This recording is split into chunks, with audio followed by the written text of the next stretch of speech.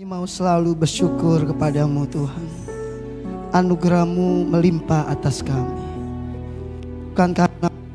Bukan karena hebat, tapi karena anugerah, karena kasih karunia Tuhan. Kami ada sebagaimana kami ada Tuhan. Roh Allah yang hidup, jamah dan lawat setiap kami. Biar setiap kami perjumpaan dengan Tuhan secara pribadi. Yang lemah Engkau kuatkan, yang sakit Engkau sembuhkan, yang susah Engkau hiburkan, yang kekurangan diberkati oleh Tuhan. Tepuk tangannya kencang buat Allah kita, tepuk tangannya kencang buat Tuhan Yesus. Dikuduskanlah nama-Mu, datanglah kerajaan-Mu, jadilah kehendak-Mu di bumi seperti di surga. Yehova Makades, Allah yang menguduskan. Yehova Sikenu, Allah kebenaran kami. Dan Yehova Syama, Allah yang hadir di tengah-tengah kami. Kami lebih dari 2-3 orang. Kami bersyukur Engkau ada di tengah-tengah kami. Di mana ada Roh Allah, di situ ada kemerdekaan. Sebab firman-Mu pelita bagi kaki kami dan terang bagi jalan kami. Di dalam nama Tuhan Yesus, tutup bungkus kami dengan kuasa darah domba Allah. Jauhkan dari setiap niat orang jahat dan kuasa jahat. Biarlah hadirat-Mu, kasih-Mu, kuasa-Mu ada di tempat ini. Tepuk tangannya kencang buat Allah kita, tepuk tangannya kencang buat Tuhan Yesus. Katakan wuuu. Yang percaya sama-sama katakan amin. Haleluya. Silakan duduk kembali dalam hadirat Tuhan. Terima kasih buat WL, singer, pemusik, Tuhan berkati, penari, Tuhan berkati. Selamat pagi jelang siang, Shalom. Apa kabar semuanya? Boleh lihat tangan-tangan yang luar biasa? Coba lihat kiri kanan, luar biasa atau biasa di luar? Pasti luar biasa.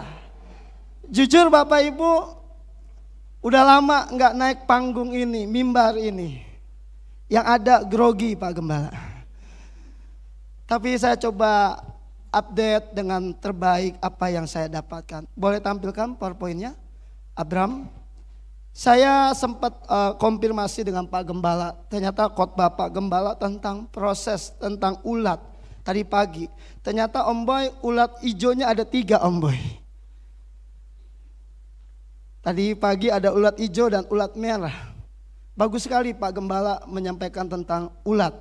Nah saya coba ambil sebagai bentuk follow up-nya. Kita bisa baca sama-sama perikopnya. Yuk 3, 2, 1. Melewati ujian dengan kepercayaan.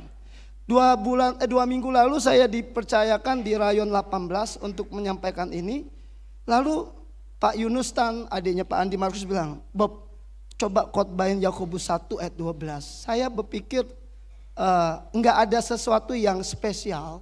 Saya pikir biasa. Tapi ketika digali, betul kata Pak Gembala, Alkitab semakin kita gali, itu makin luar biasa. Kadang kita terlewat. Tadi Mazmur 22 ayat 6 ya Pak ya. Kita lewat, tapi ternyata ketika kita pelajari, ini menarik sekali. Ayatnya bagus. Yuk baca sama-sama, 3, 2, 1. Berbahagialah orang yang bertahan dalam pencobaan. Kenapa? Sebab apabila ia sudah tahan uji, ia akan menerima mahkota kehidupan yang dijanjikan Allah kepada barang siapa yang mengasihi Dia. Siapa yang mau dapat mahkota boleh angkat tangan. Yang mau dapat mahkota angkat tangan. Ngomong kiri kanan, udah siap diuji belum?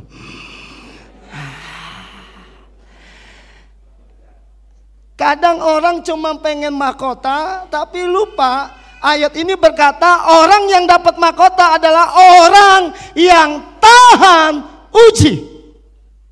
Coba lihat kiri kanan, tampangnya tahan uji enggak? Coba lihat.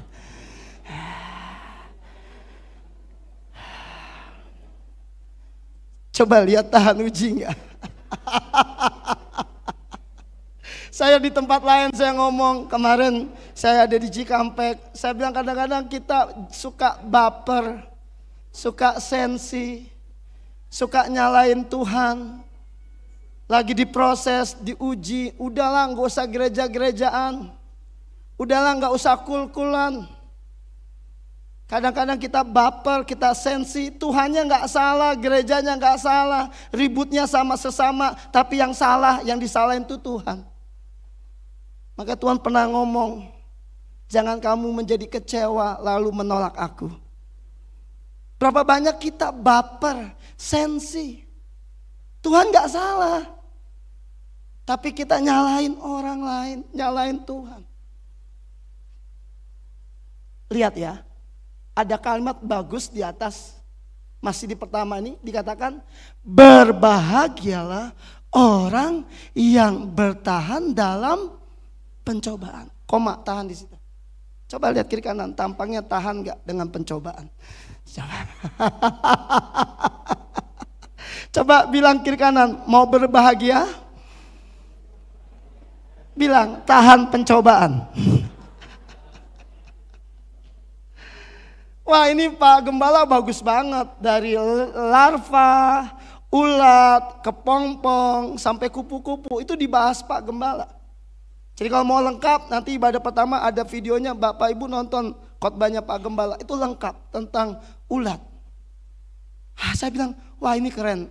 Saya gak janjian sama Pak Gem. Saya bilang ini nyambung, connect. Kenapa Bapak Ibu? Kenapa? Dikatakan baca sama-sama kata sebab. 3, 2, 1. Sebab apabila ia sudah tahan uji, ia akan menerima mahkota kehidupan. Tepuk tangannya kencang buat Allah kita. Tepuk tangannya kencang buat Tuhan Yesus. Katakan wuh. Ngomong kiri kanan, tahan uji. Amin. Amin. Judulnya jelas ya, melewati ujian dengan kepercayaan. Ketika kita tahu ayat ini, kita harusnya memiliki respon yang positif. Katakan positif. Atau pengharapan dalam masa ujian.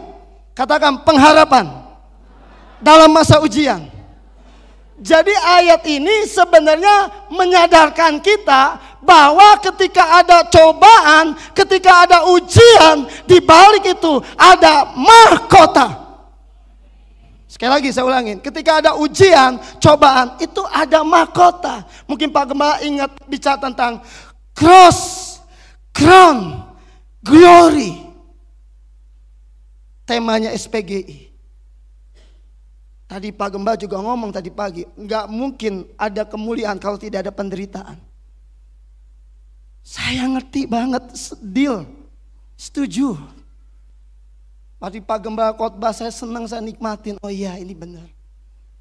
Kadang-kadang kita nggak mau izin, nggak mau dibentuk, kita nggak mau diproses, kita gerah, kita nggak nyaman, insecure.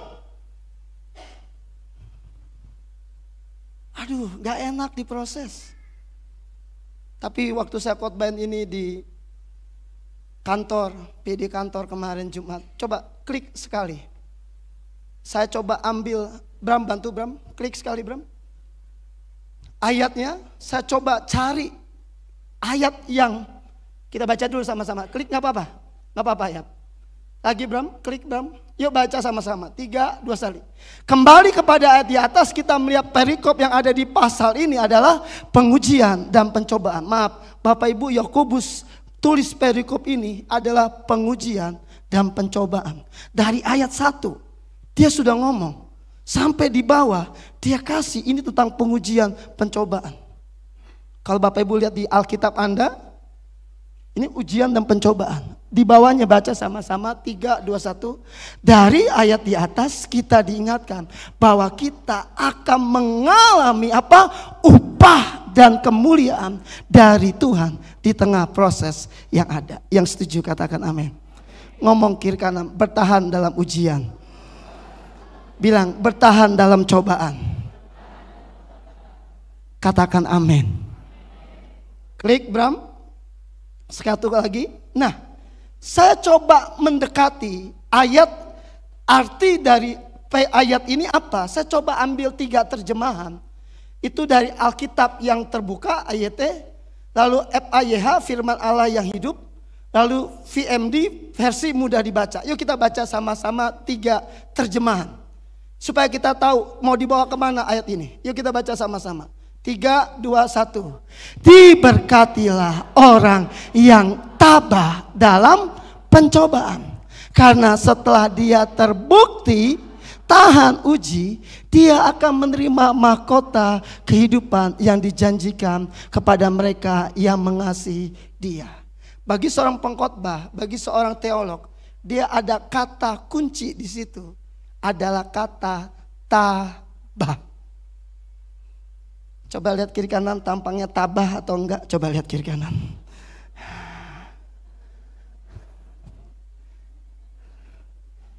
Diproses, digencet. Waduh, nggak enak ya. Diproses, digencet. Nggak enak, pokoknya nggak enak deh. Tadi ulat jadi kepompong. Aduh, dia harus mati. Harus berubah jadi kupu-kupu kalau dia bertahan hidup. Kalau dia bertahan, kadang-kadang instan, pengen orang instan. Coba orang manusia buat bantu dengan silet tuh kepompong supaya keluar. Yang ada mati itu kepompong tidak jadi kupu-kupu. Karena saya tahu banget ini bagus Pak Gem. Ulat merah, ulat hijau tadi. Saya pikir ini bagus. Analogi pun juga bagus secara personal. Namun yang kedua, kita baca FAYH 3, 2, 1. Berbahagialah orang yang tidak berbuat salah pada saat ia menghadapi cobaan. Kenapa? Karena sebagai hadiahnya ia akan memperoleh mahkota kehidupan yang telah dijanjikan Allah kepada mereka yang mengasihi Dia. Tepuk tangannya kencang buat Allah kita. Tepuk tangannya kencang buat Tuhan Yesus. Kasih tahu kiri kanan, bilang jangan salah respon. Kalau lagi diuji jangan salah respon. Kadang-kadang kita salah. Kita marah sama Tuhan. Saya 4 bulan. Saya bilang sama istri saya, entar dulu. Gue mau lihat Tuhan mau bikin apa. Saya bilang sama istri, entar dulu. Gue mau lihat Tuhan mau bikin apa. Saya ingat kata-kata Pak Gembala. Pastor, potensi yang ada seperti katak dalam tempurung. Ketika dibuka, itu akan melihat dunia yang luas. Ketika ketemu lagi sama Om Boy, sama Pak Gem. Terima kasih Pak Gem. Bahwa itu menjadi kenyataan. Cuman bentuknya respon. Pertanyaannya ketika diproses respon kita benar atau salah? Ayat tadi berkata apa? Kalimatnya, berbahagialah orang yang tidak berbuat salah pada saat dia menghadapi cobaan. Jangan ngambek, jangan baper, jangan komplain. Respon kita harus benar. Yang ketiga, yuk kita baca sama-sama versi mudah dibaca. 3 dari kata berkat ya. 3, 2, 1. Berkat yang besar menjadi milik orang yang dicobai, namun tetap setia. Sesudah mereka melewati ujian iman, Allah akan memberikan hadiah hidup kekal kepadanya. Tepuk tangannya kencang buat Allah kita. Tepuk tangannya kencang buat Tuhan Yesus. Kasih tahu kiri kanan, tetap setia. Bilang jangan tidak setia. Klik Bram. Saya coba dapat kalimat ini. Klik Bram. Yes. Ini dia. Ada kalimat-kalimat yang kita bisa ambil. Yang pertama adalah tabah dalam pencobaan. Yang kedua apa? Tidak buat salah saat dicobai. Yang ketiga, tetap setia saat dicobai. Sekali lagi lihat kiri kanan, tampangnya tabah atau enggak? Coba lihat kiri kanan. Coba lihat kiri kanan, tampangnya setia enggak? Coba lihat kiri kanan. Yang paling penting, dia tidak buat salah saat dicobai. Tepuk tangannya kencang buat Allah kita, tepuk tangannya kencang. Bapak Ibu, Dua tokoh, saya tidak masukin dalam PowerPoint. Bram, coba tampilkan Alkitab kita. Roma 8 ayat 18. Penulis Roma nyampaikan hal ini. Saya suka banget. Penulis Roma mengatakan Roma 8 ayat 18. Boleh tampilkan? Ini penting buat kita semua. Jadi kita bisa melewati ujian dengan suatu kepercayaan, keyakinan dengan ayat-ayat ini. Yuk baca sama-sama. 3, 2, 1. Sebab aku yakin bahwa penderitaan zaman sekarang ini tidak dapat dibandingkan dengan kemuliaan yang akan dinyatakan kepada kita. Katakan wow. Katakan amin. Tadi Pak Gembala jelas banget. Loh, ujian itu, proses itu untuk transformasi diri. Betul Pak Gem? Untuk dipakai Tuhan menjadi alatnya. Asal respon kita benar. Asal kita tidak salah respon. Saya senang khotbah beliau karena saya memang suka belajar. Itu tentang ulat itu harusnya kita ngerti. Kenapa Bapak Ibu? Maaf. Kalau kita lihat, aku yakin bahwa penderitaan zaman sekarang ini tidak dapat dibandingkan dengan kemuliaan yang akan dinyatakan kepada kita.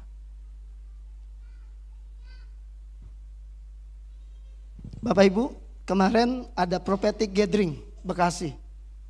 Hambanya Pak Barkia Lampah bilang begini, saya dapat sesuatu pesan, sesuatu impresi, keadaan tidak semakin baik.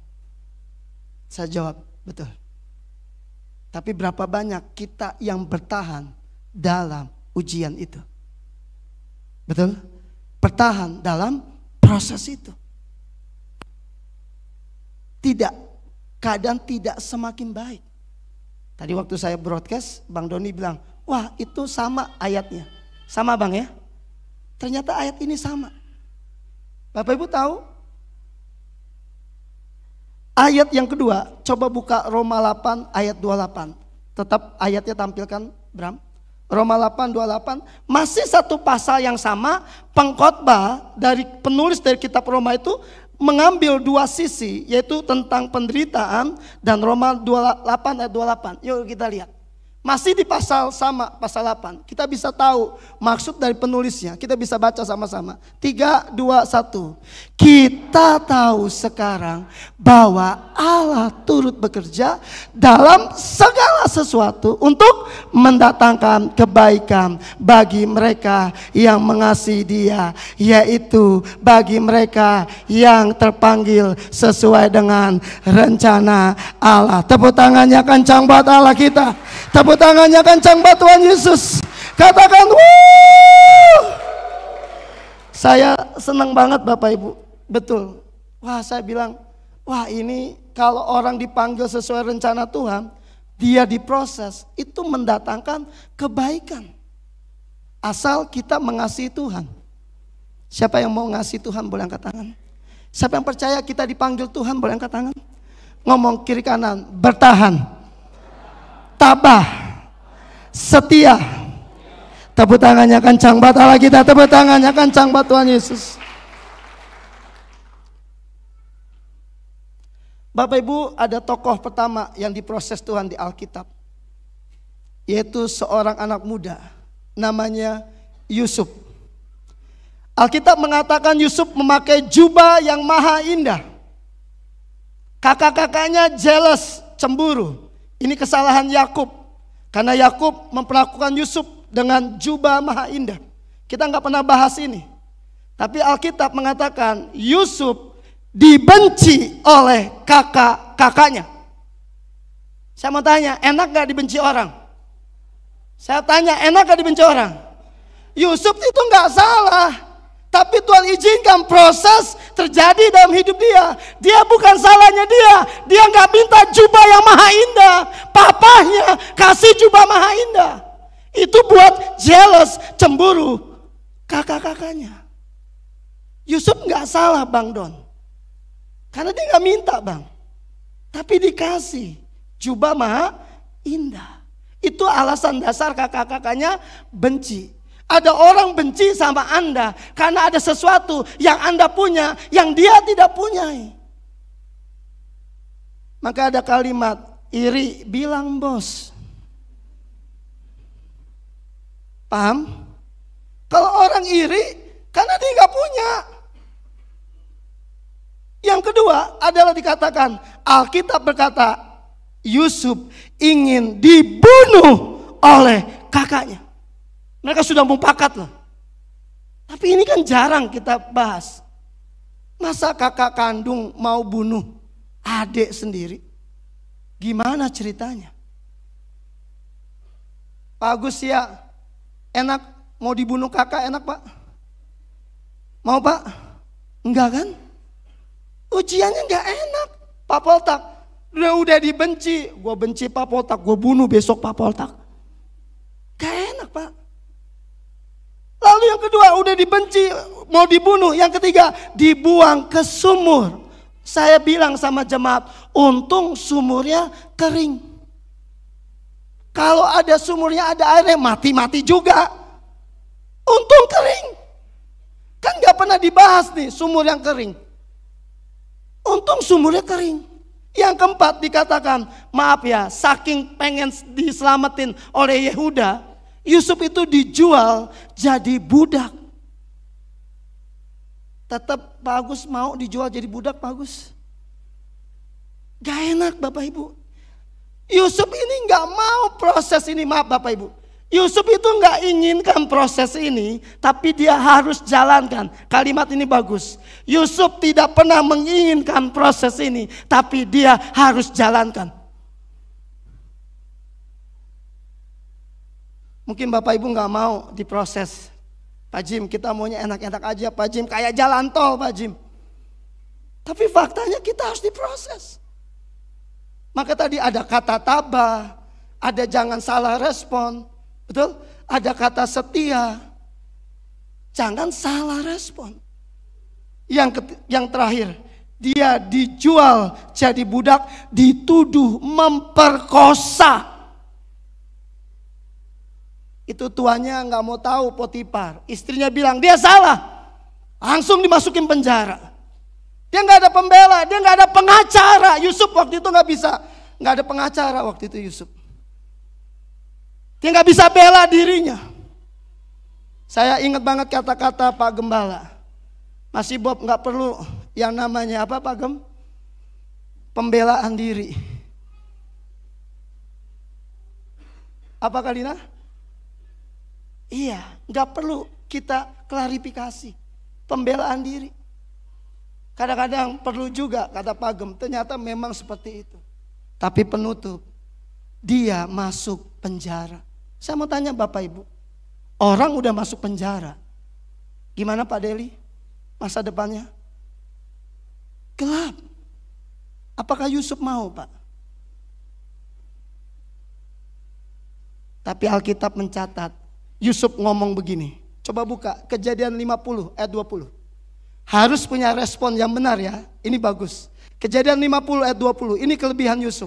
Saya suka ayat ini. Kejadian 50 ayat 20. Bram bantu Kejadian 50 ayat 20. Yuk baca sama-sama.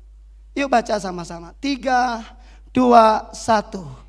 Memang kamu telah mereka-rekakan yang jahat terhadap aku, tetapi Allah telah mereka-rekakannya untuk kebaikan dengan maksud melakukan seperti yang terjadi sekarang ini, yakni memelihara hidup suatu bangsa yang besar. Tepuk tangannya kencang buat Allah kita, tepuk tangannya kencang.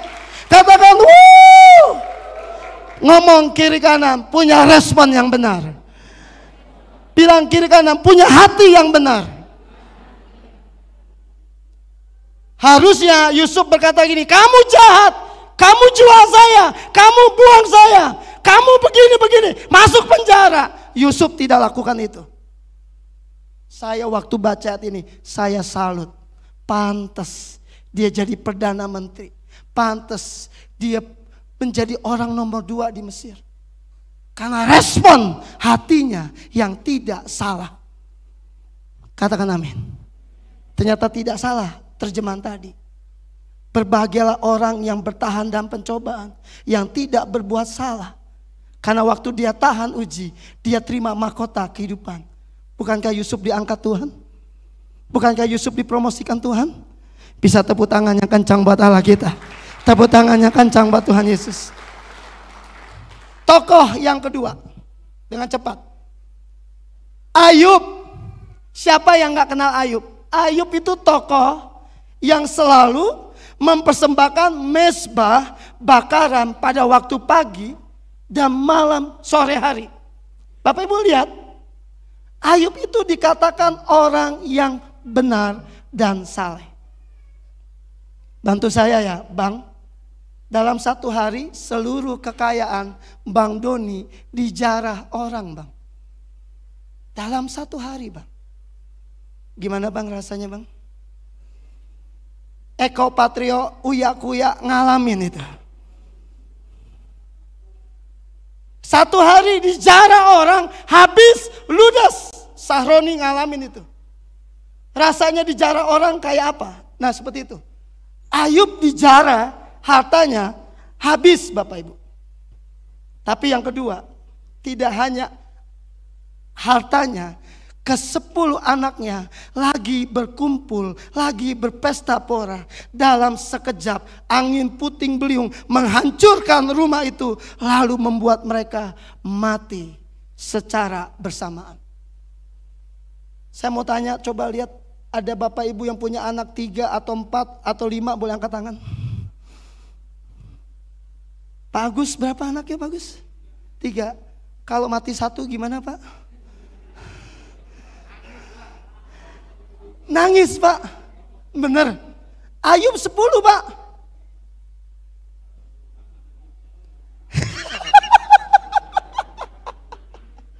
Bapak Ibu lihat kenapa?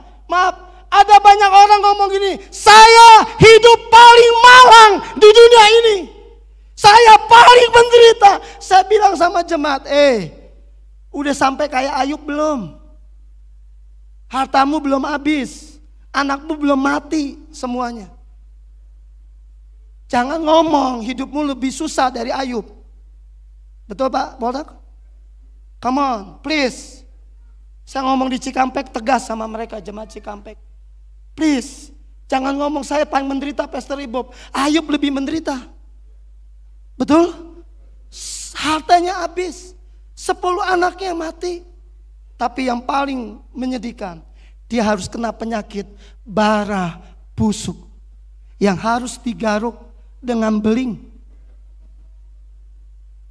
dan cukup bau. Kalau hari ini kita kena penyakit belum kayak Ayub, jangan komplain. Ini bicara tentang ujian, transformasi Pak. Sama bicara tentang ujian, apa sih? Saya buka di Kamus Besar Bahasa Indonesia, kata ujian artinya suatu percobaan untuk mengetahui suatu mutu atau kualitas.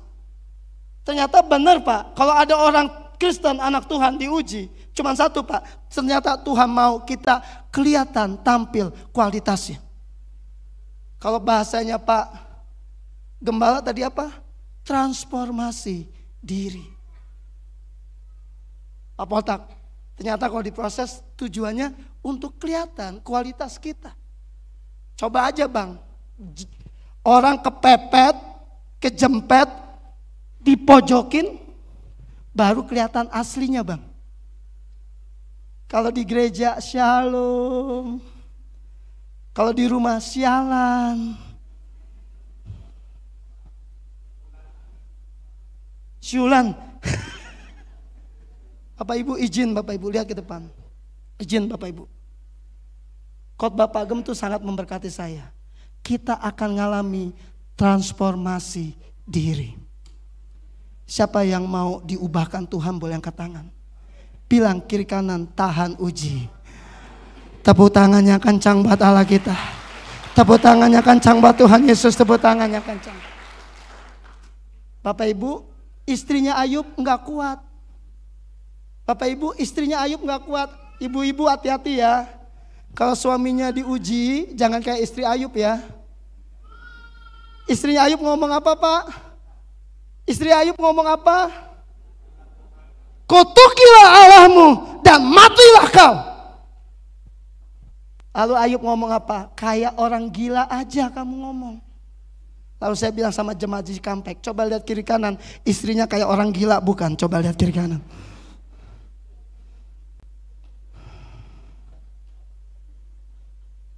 Maaf Bapak Ibu, kadang-kadang maaf saya banyak belajar di Pak Gembala nih. Kadang-kadang istri itu menentukan juga suami-suami.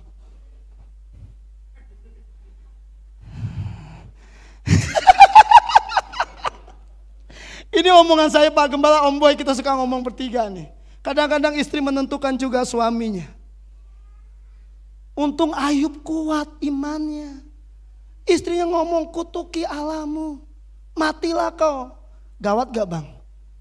Gawat Bang. Untung Karya gak gitu Bang. Karya, saya kasih tahu hari ini. Coba buka Ayub ngomong apa. Ini respon Ayub bagus banget. Kita mesti punya respon yang bagus. Ayub 23 ayat 10. Kita lihat. Saya akan akhiri dengan cepat. Ayub 23 ayat 10. Kita lihat kata-kata Ayub. Kita harus ngerti ini. Yuk baca sama-sama. 3, 2, 1. Karena ia tahu jalan hidupku, seandainya ia menguji aku, aku akan timbul seperti emas. Tepuk tangannya kencang buat Allah kita, tepuk tangannya kencang. Katakan wow. Come on. Kalau diuji, engkau akan muncul seperti emas. Ini proses. Tadi Pak Gembala pakai kata yang bagus, transformasi diri. Bukan untuk diri kita, pengen jadi kaya, pengen jadi terkenal. Bukan, tapi karena ingin dipakai Tuhan. Itu Pak Gembala punya khotbah tadi. Saya bilang makanya Pak Gem ini terima kasih, persis banget. Karena kalau diuji akan muncul seperti emas. Bu Mita, emas berapa karat aja sebutin saya. 18 karat, 22 karat, 24 karat. Betul nggak ibu-ibu? Betul nggak? Betul. Kenapa harus ada 18, 22, 24? Kenapa? Kenapa harus ada perbedaan? Karena 18 dan 22 itu masih banyak sanga, kekotoran dalam emas itu. Belum murni.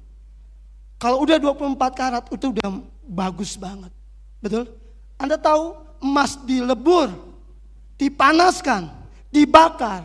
Supaya apa? Maaf, kotorannya naik keluar. Lalu diambil yang kotor. Supaya yang murni itu tersisa. Siapa yang mau hidupnya indah di mata Tuhan, boleh angkat tangan. Bilang kiri kanan, siap-siap dimurnikan. Bilang kiri kanan, siap-siap diuji. Tepuk tangannya kencang buat Allah kita. Tepuk tangannya kencang buat Tuhan Yesus. Jadikan aku indah yang kau pandang mulia, seturut karyamu di dalam hidupku.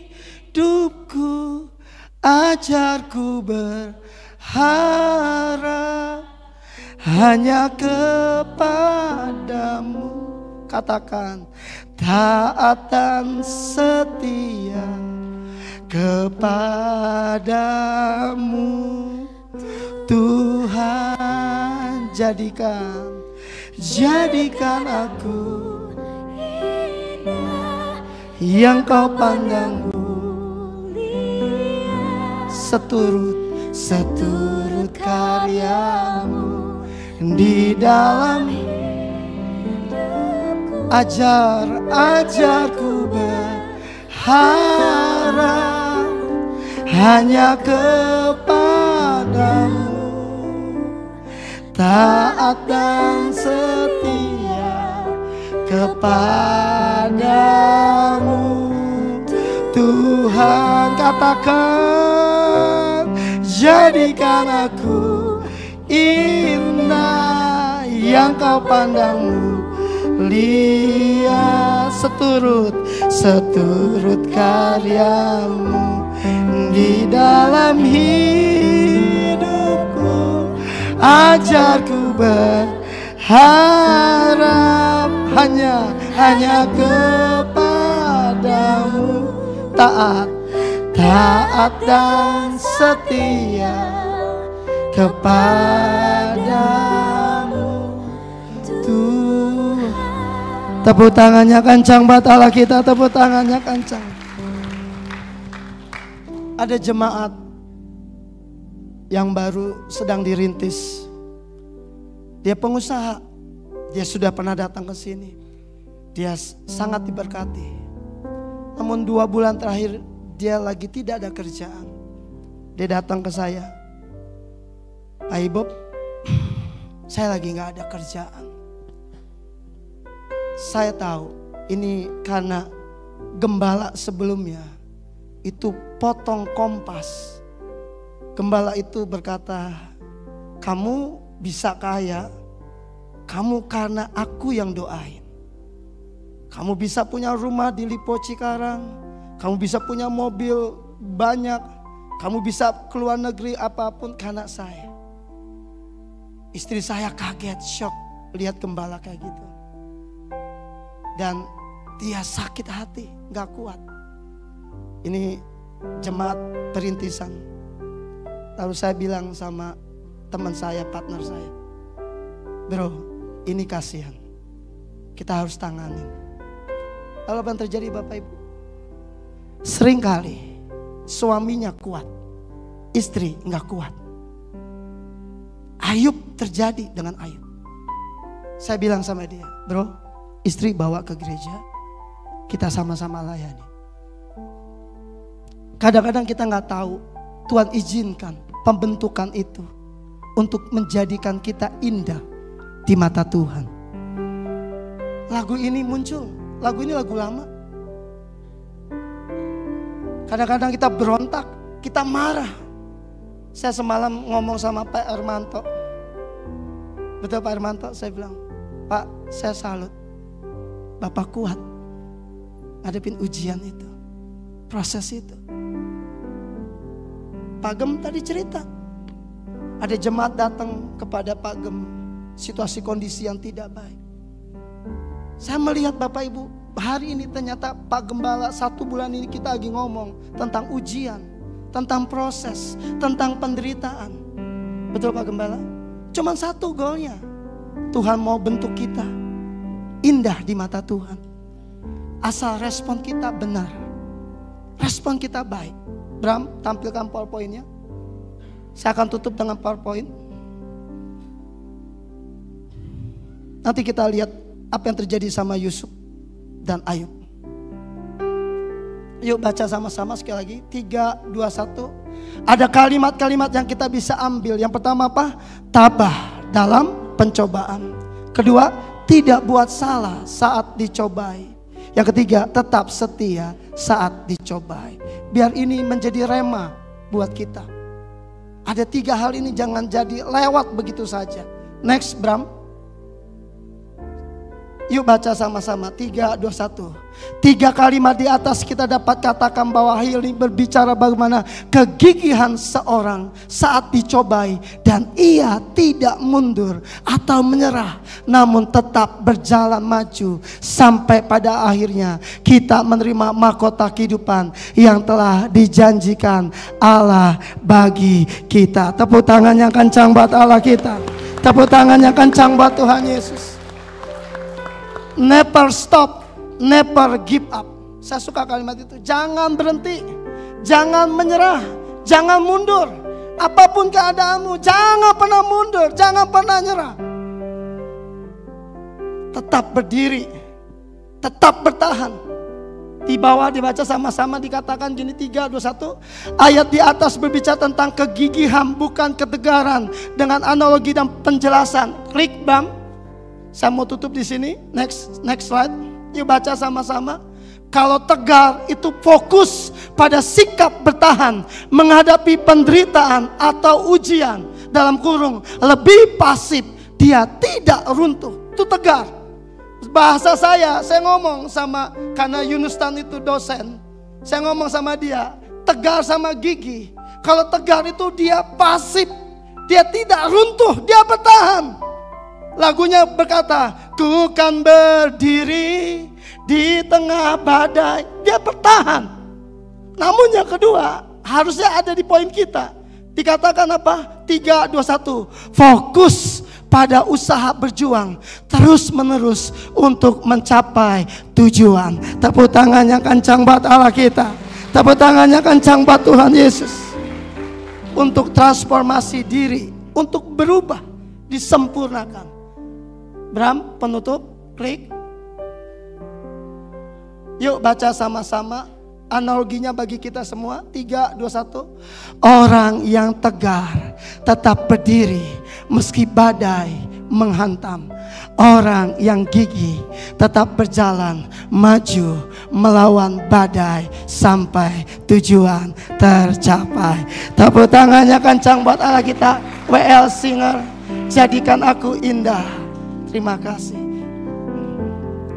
Bram, tunjukin Kejadian 41 ayat 41 sampai 45. Masih ada 3 menit. Saya coba tutup dengan ayat-ayat ini. Kita bisa melihat. Mari maju. Kejadian 41 ayat 41 sampai 45. Lagu ini kita nyanyikan, jadikan aku indah ya.